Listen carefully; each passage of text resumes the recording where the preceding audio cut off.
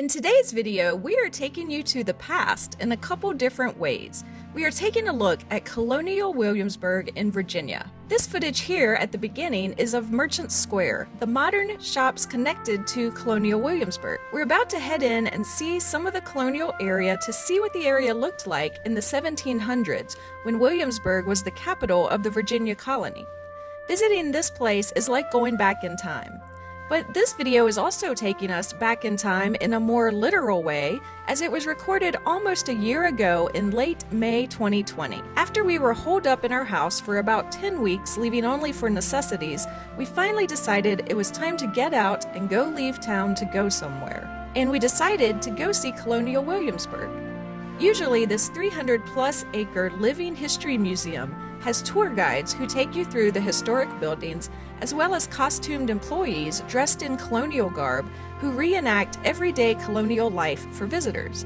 There's also a visitor center with an intro video and several museums that you can visit, but none of this was open.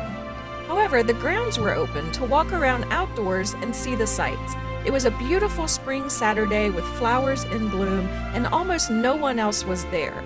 Usually if you go here in great weather, especially on the weekend, you're surrounded by crowds, so it was amazing to be socially distant without even trying here. We've been waiting to use this footage as B-roll for a video when we return to Colonial Williamsburg once the buildings were reopened.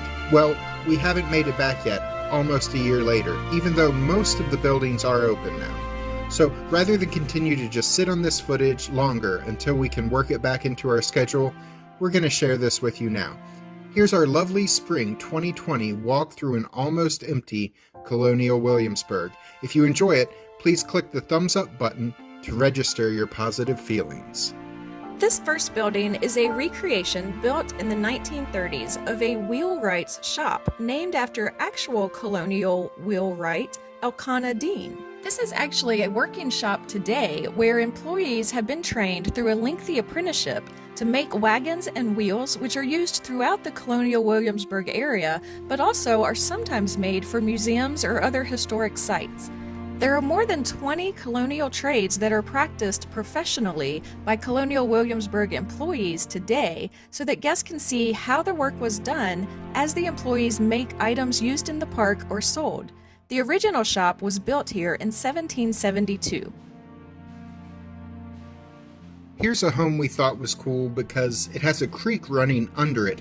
Historical documents show that the original owner got a good deal on this land because what he bought was essentially a field divided in two by a ditch.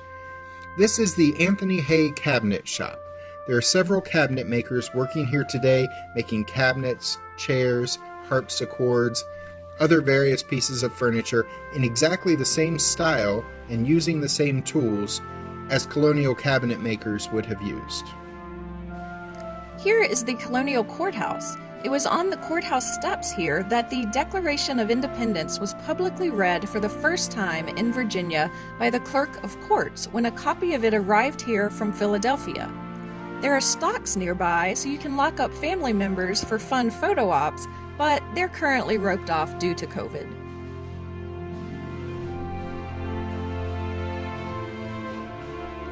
The next spot on our tour is the Brewton Parish Church, a congregation originally established in 1674, though this particular building wasn't actually built until 1715. The church was originally part of the Church of England, but as time went by, it became an Episcopal congregation because, well, this ain't England. This church is still active today. I even went to a concert of hymns in this church years ago when I was in high school. The sanctuary is beautiful. I wish we could have gone inside for some footage, but we'll get it next time.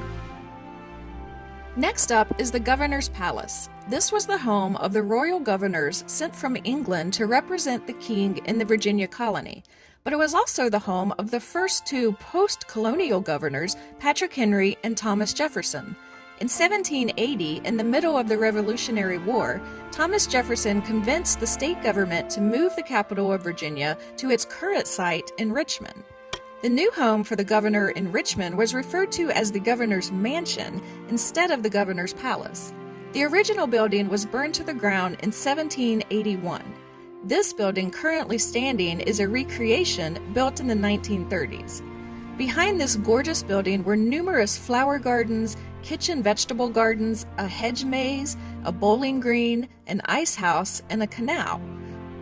One of the only places we saw people was in the hedge maze, where we turned a corner and all of a sudden about a dozen people came walking through the maze in pairs.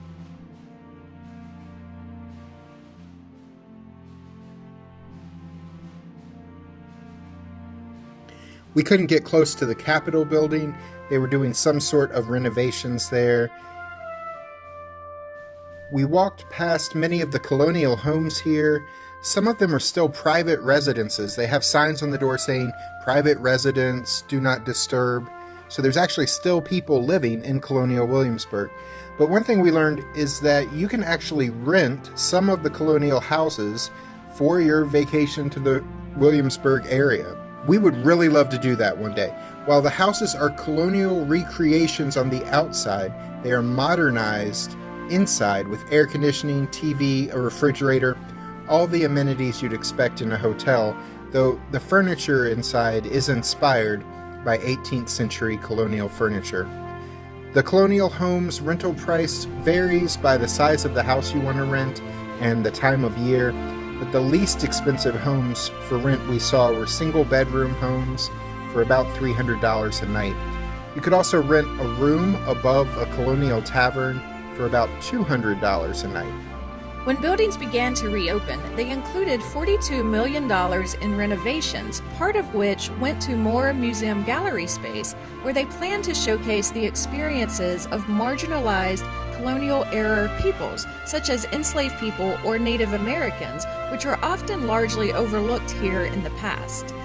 They have also committed to more accurately depicting these people's experiences in their historic reenactments going forward. We can't wait to get back here someday to see what's new.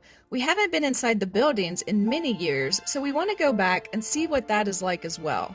Have you ever been to Colonial Williamsburg? What did you enjoy about it? Leave a comment below. If you've never been, we encourage you to check it out in person one day if you have the chance.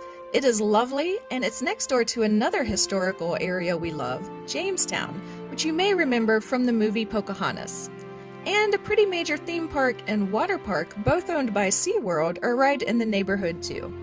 Thanks for watching. I'm Alice. And I'm Jack. And we'll see you the next time we're traveling through.